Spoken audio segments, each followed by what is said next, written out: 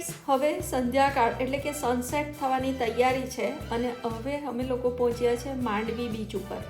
હું ગોવા, દીવ, દમણ, દ્વારકા, સોમનાથ બધાના મેં બીચ જોયા છે, પણ આટલું ચોખ્ખું અને સરસ પાણી અને બીચ પણ એકદમ ચોખ્ખો, સહેજ પણ તમને ક્યાંય કશે ગંદુ જોવા ના મળે એટલો સરસ બીચ છે.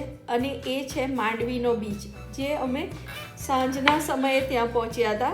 પહેલાં વિજય વિલાસ પેલેસ જોયો અને ત્યાર પછી અમે બીચ ઉપર પહોંચ્યા. જો હું તમને એક વસ્તુ બતાવું, તમને પણ જોવાની ગમે ને એવું છે આ જીવ.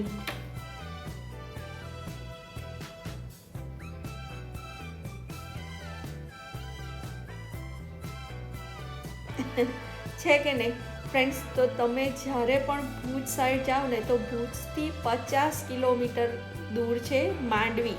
અને માંડવીમાં તમારે ખાસ બે જગ્યાની વિઝિટ કરવાની છે. એક છે વિજય વિલાસ પેલેસ અને બીજો છે બીચ. અને ત્યાં આવી રાઇડ્સ પણ છે, તમે એ પણ એન્જોય કરી શકશો.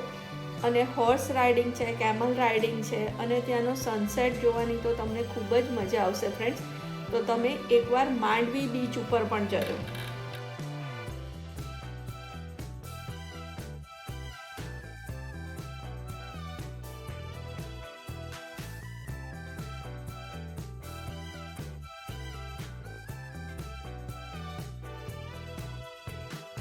ફ્રેન્ડ્સ, માંડવી બીચ ઉપર તમને સ્ટોલ પણ જોવા મળશે. ત્યાં તમે હેન્ડીક્રાફ્ટની વસ્તુઓ ગિફ્ટ આપવા માટે કે તમારા પોતાના માટે પણ ખરીદી શકશો.